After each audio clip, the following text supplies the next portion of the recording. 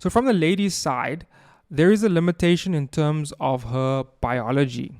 So assuming that a lady does want to get married and she does want to have a family, she has a really short time between, let's say, from the age she turns from the time she turns about 18 or so, she has a very short time. She basically has her 20s to get that part of her life sorted. She basically has her 20s to get into a relationship, to get married, and to at least start having children. The reason for this is that a woman's fertility declines quite rapidly after the age of 30. And by age 35, the complications or the risk of complications in pregnancy become very, very high. In addition to that, a lady's beauty, her attractiveness also declines.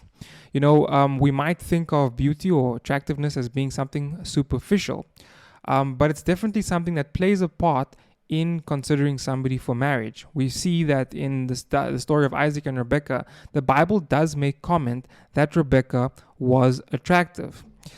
And while attractiveness or attraction, physical beauty is just one aspect among many to consider, it is definitely something to be considered. Now, of course, there are other things that are also important. And from the man's point of view, when choosing somebody to marry, he might go sort of down the scale of ladies who are attractive in order to go up the scale in other things that are important for marriage. But nonetheless, beauty or physical attraction is an important part, or is at least one aspect to be considered when it comes to choosing a marriage partner. And the truth is that as a lady gets older, her physical attraction dwindles. She becomes less and less attractive to men. And so basically, as mentioned, a woman basically has her 20s to get this part of her life sorted if she does want to get married. And if she does not get it sorted by the time she's about 30, her chances of getting married, her chances of getting into a relationship, her chances of having children, of having a family, while they're never zero, they do drop to very close to zero.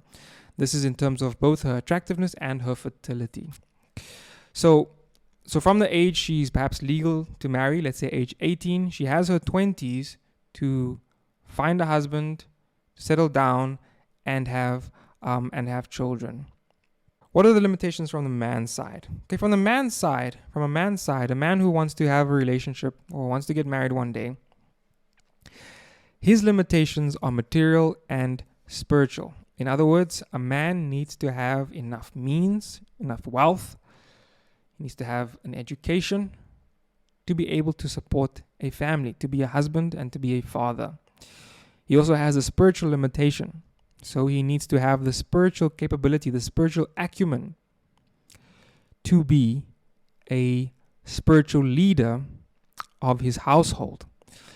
And a man or young man who is in his late teens or his early 20s is definitely not ready to take on the duties of a husband, of a father, and to be a spiritual leader for his family.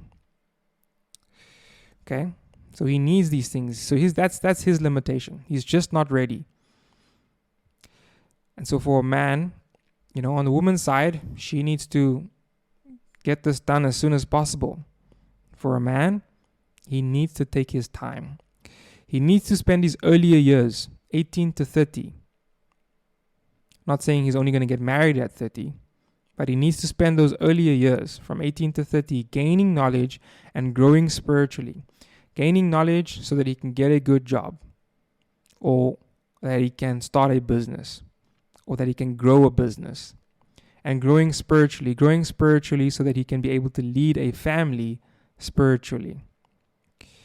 And so a man who takes his time and uses his earlier years to learn how to be, or to gain wealth and to grow spiritually, that man is better prepared and better able even to choose a woman who can be his wife.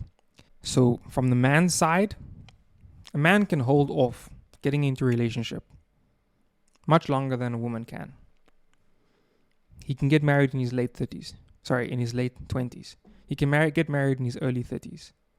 Because of this age, these age limitations, A woman who is a good candidate for marriage will tend to be on the younger side.